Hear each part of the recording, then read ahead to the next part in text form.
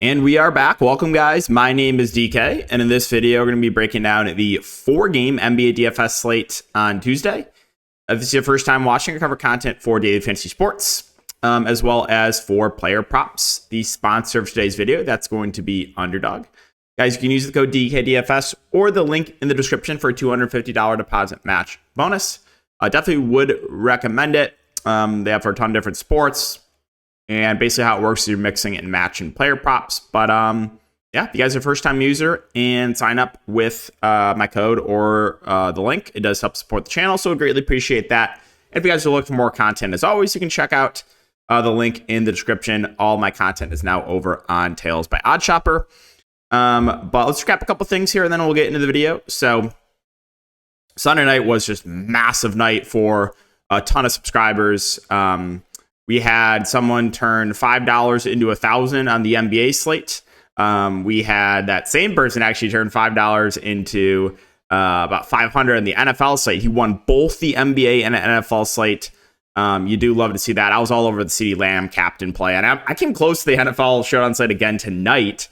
I had Tyrone Tracy captain, came close. Takedown for the NFL showdown, second in the NBA slate. $15 into over 1,000. So just some huge nights. I had a very good night last night as well. I won the showdown slate pretty easily in that late showdown with the Clippers and Warriors. There was no chance I was fading Ivica Zubac. I was all over him. He was only like 30% on the main slate, which is crazy. Chris Dunn was another contrarian value play I really liked. So it was a huge day overall for both myself and for subscribers. So hopefully we can keep that going. Tonight, I was close in the main slate for tournaments, but missed. Trae Young, I think, shot like 2 of 40, so that wasn't ideal. I basically full stacked the Atlanta-Washington game. But, yeah, the horrific shooting from Trae Young was not fun. All right, let's get into this breakdown here. Denver, Brooklyn. Starting with Denver. So they are on the second night of a back-to-back. There's a chance you could see the bench extended a little bit here for Denver. But yeah, Jokic 11-3, I think looks great at the top. Had another big game in overtime, 60 plus fantasy points in every game so far this year. So yeah, Jokic looks really good. Jamal Murray struggled with the shot, still put up a decent outing. He's playing big minutes as well. 7.3K. He was one of the more popular plays tonight. I expect him to be very popular again tomorrow. Aaron Gordon and MPJ in the mid-range, both reasonable options. 6-1 for Gordon, 5.8K for MPJ. Again, Denver is playing the starters big minutes. Maybe they'll extend the bench a little bit though, like I said, because of the back-to-back. Russell Westbrook is 5K. He's been averaging around 20 minutes a game. Has really not shot well at all this season. 3 of 7, 0 of 8, 2 of 10. But he's still been a relatively high usage player. And if you can get a shot going, I think Westbrook's an interesting contrarian play. Christian Brown's been starting. He's 4.4. He should play 30 plus minutes. I think he's a pretty safe play. Got nice eligibility as well. Shooting guard, small force. Expect him to be relatively popular. Strawther at 3.7. Like him as a lower, I think he'll be lower owned value option. 22 minutes on the bench last game. 16 in foul trouble the game before that. So Strawther, I think, will play again a pretty big role for this team. Like his upside. Other than that, you're going to see a little bit of Peyton Watson, a little bit of Dario Saric kind of rounding out the rotation. Saric is 4-3. Like I said, he's basically strictly backing up Jokic right now. All right, so we're on to Brooklyn. So Brooklyn, we have no Ben Simmons, Bogdanovich, Watford, and Sharp all out. Now, my expectation is you'll get Claxton in the starting lineup. Now, they have been limiting his minutes, so we'll see if he's still on a limit. He played 22 minutes last time out. But I think he will start with Ben Simmons out. So they'll go Schroeder, Cam Thomas, Cam Johnson, Dorian Finney-Smith, and Claxton. And then I think that Clowney will probably play the backup 5 to Claxton. So that's my expectation there.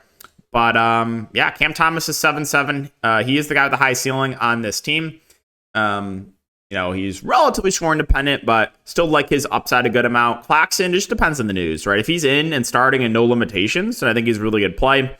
If he's in and starting and on a limit, well, it kind of depends on what that limit is. So a little bit tough to decide what I want to do with Claxton as I'm making this video at almost midnight the night before. Dennis Schroeder, 6K, I think does stand out as a pretty good play here. Again, he gets a nice assist percentage bump with Ben Simmons off the court. So I do think Schroeder's a pretty good option. Has a very, very secure role, 34, 32, and 35 minutes so far this year. Cam Johnson is 5.2, continues to play good minutes. He's reasonable. Dorian Finney-Smith is 4.3K. He should probably play around 30 minutes. Probably get a slight bump in minutes with Ben Simmons out. And then, yeah, I expect Clowney to play the backup 5. I think he's an okay value option. If Claxton does get limited or gets in foul trouble, Clowney should get extended. Jalen Wilson played a lot of minutes that first game, and then the minutes have just way down on him. Zaire Williams is 3.3. He's been averaging high teens minutes. And then you probably do see a little bit of Shake Milton with Ben Simmons out is my guess. But yeah, let's move on to Dallas, Minnesota. Dallas also on the second end of a back-to-back. Maxi Kleba is out. You did see Lively and Gafford basically split the full 48 until the last minute or two with the blowout. Luka shot really, really bad, but yeah, it's Luka Doncic. He's 11-5. He's firmly in play. Kyrie is 7-7. I think both the Dallas guards look pretty good point per dollar here. Klay Thompson, not as much interested in him. He's relatively scoring dependent. We know if he's not making shots, he's a pretty low floor. The minutes have ticked way up on PJ Washington. 35 and 33 minutes over the last 2 games. I think he's a relatively safe play. I like both centers though with Gafford and Lively. 4.9 for Gafford, and then 5K for Lively. Lively has been playing a little bit more than Gafford this year, so I think he is the guy that's going to get more ownership. Both Dallas centers, I think, are solid plays at their respective price points. One thing to note, Hardy was playing over Dinwiddie the first 2 games, but Dinwiddie actually played over Hardy. This game played 23 minutes as well. If that happens again, a 3.7K Spencer Dinwiddie would be in play for value. Is it a guarantee he gets the backup point guard run again? No. But if he does, I think he's a reasonable value. Najee Marshall is 3.4. He's been averaging like high teens minutes. Quentin Grimes is 3.2. I thought Quentin Grimes would be playing a little bit more for this team. He hasn't. But yeah, that's basically it for Dallas. Move on to Minnesota. Minnesota's been running pretty tight rotation this year. They ran an 8-man rotation in the second half of their most recent game. Joe Ingles only played, I think it was like 5 minutes in the first half, I want to say. Where is Ingles? He's at the very bottom here. I had it blocked. Yeah, he played, 6 minutes total. So, yeah, there's a good amount to like here for Minnesota, in my opinion. 8.9K for Ant. Again, he's averaging like 40 minutes a game. He's leading the team in potential assists as well. You got Julius Randle at 7.6K, averaging mid-30s minutes per game. You got Rudy Gobert at 7K, who's playing big minutes as well, played 39 minutes last time out. The front court for Minnesota, I think, looks pretty good. I like Naz Reid off the bench as well. Only played 21 minutes last game, but before that, 27 and 26. His minutes not as secure as Randle and Gobert, but still, if he's getting it going, they can extend him a bit, and we know he's a good point per minute player. DiVincenzo's had a very secure role for this team. 32, 27, 23 minutes over the last 3 games. Reasonable play. Again, he goes off or has a good game when I finally didn't take his props. That was so incredibly tilting. Mike Conley at 4-4, 27, 26 minutes over the last couple games. I think if Conley struggles, they can go to more DiVincenzo. If Conley's playing well, they can kind of limit DiVincenzo a little bit. But yeah, 4.4 does make Conley in play. And then you got McDaniels at 4-3, who's been in foul trouble a good amount, but should play 30-plus minutes, assuming no foul trouble. Just the issue is he's not really out there for offense. NAW at 3.5, 18, 16 minutes over the last couple games. Not ideal, but still close to min price, so he is viable for that reason. All right, Sacramento and Utah. Again, Sacramento on the second end of a back-to-back, but right now they're just playing the starters huge minutes with Sabonis, with Fox, DeRozan, and Murray. And this is a great spot against Utah, so I think all the main guys here for Sacramento look good. 9-3 Sabonis, 8-5 Fox, 7-9 DeRozan, 5-8 Murray. Murray did deal with a little bit of foul trouble in the first half, something to note there, so I wouldn't really worry about the minutes that he saw tonight. But I think any of the top 4 guys look good. I think Sabonis is the highest floor out of anyone, but yeah, expecting good minutes once again for the Sacramento Kings. Malik Monk at 5-4. We know he's going to come off the bench, play the 6-man role. He'll chuck. He can do some playmaking as well. So Malik Monk, like his ceiling. Kevin Huerter's 4.2. Last game played 26 minutes. If he's playing well, he can definitely play mid-20s minutes, so he's a reasonable value play. Keanu Ellis is basically out of the rotation. He got kicked out of the rotation last game. And then Trey Lyles is 3.6K. I think he's a reasonable value play. Played 19 minutes last time out. So, yeah, I definitely have some interest in Lyles. Len will basically just back up Sabonis. Good point per minute, but right now just not playing huge minutes because Sabonis is playing so much. For Utah, Hendricks, scary injury there. I expect him to be out for the year. It's been interesting to see what Utah does here. Phil Opalski checked in for Hendricks when Hendricks went down. Only played 5 minutes, though, in the second half. I think you could see now some John Collins play backup 5 and the 4. Like, it'll be interesting to see who they start too with Hendricks out. Do they just throw Cody Williams or Sensabaugh in there? Do they throw John Collins in there and then play him as the backup 5 as well? I don't know. I'll keep an eye on that because Collins basically was just strictly playing the backup 5 to Kessler, but now I think he can play some 4 with Taylor Hendricks out. Lauri Markkanen is 8K. He's the guy that should play the most on this team, has the highest floor plus highest ceiling. Reasonable option there. You got Colin Sexton at 6.4. Had a decent game tonight. Jordan Clarkson is 5.3. They did overlap a little bit tonight because you saw 27 minutes for Clarkson, and then Sexton played 28 minutes. They really weren't overlapping at all in the preseason or the first 2 games. That is something to note. Does make me feel a little bit better over the minutes. Also, what Utah could do is just trim down their rotation. Again, depending on who they start, instead of playing 10 guys, maybe they just play 9 and play the guards a little bit more alongside each other, or play a little bit of a smaller lineup, right? Keontae George is 5.9. He's played 30 plus minutes in every game so far.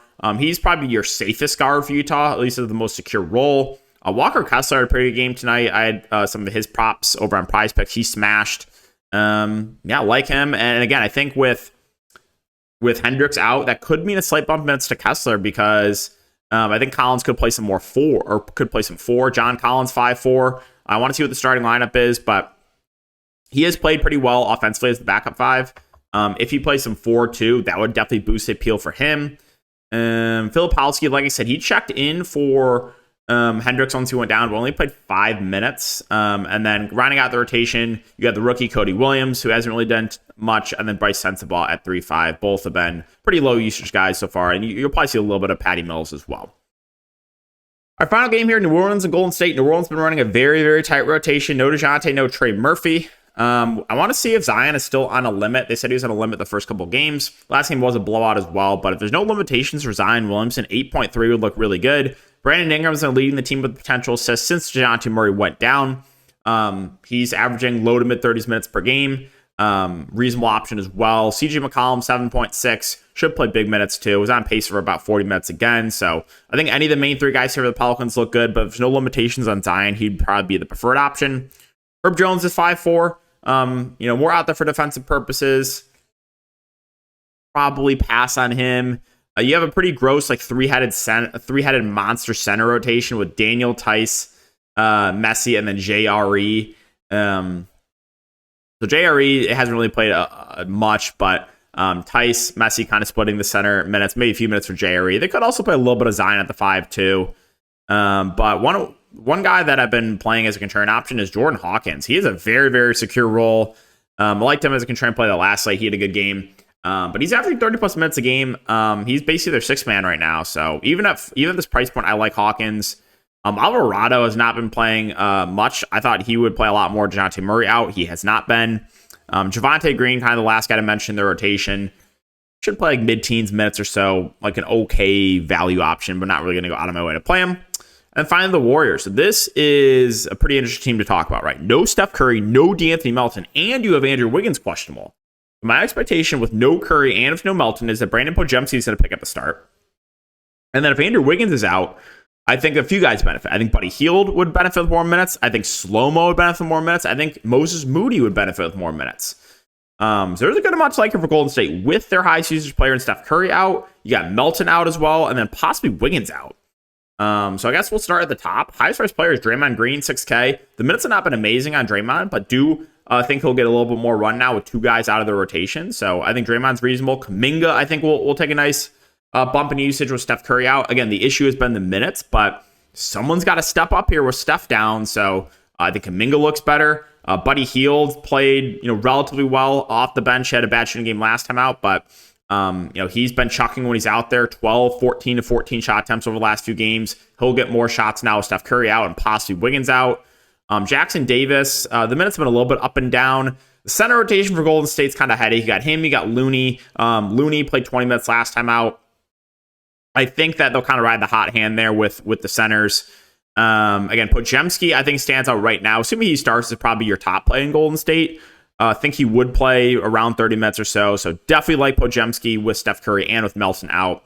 But these value plays are interesting too. I think Slow-Mo is going to get more run. He only played 4 minutes last game, but I think he'll be in the mid-teens minutes. maybe a little bit more. So like slow-mo, I think Moses Moody gets a bump in minutes. He becomes viable at 3-6. Gary Payton maybe sees a few extra minutes as well. So Golden State was a team I was basically fully avoiding in DFS early on because of the 12-man rotation. But now you take out the highest usage player in Steph. Now you take out D'Anthony Melton. Now you possibly take out Andrew Wiggins. They could be down to like a 9-man rotation. If Andrew Wiggins is out, like, I don't even know if they dust anyone off. They might just play 9 guys if Wiggins is out, right? Draymond 1, Kuminga 2, Heel 3, Jackson Davis 4, Podziemski 5, Slow-Mo 6, Looney 7, Moody 8, Gary Payton 9. Like, do they really need to play Lindy Waters? Like, I don't think so. So you might see a 9-man rotation for Golden State if Andrew Wiggins is out. But all right, guys, that's going to wrap it up the video. As always, if you enjoyed this, make sure to like, subscribe, and hit the notification bell. And we will see you all in the next one.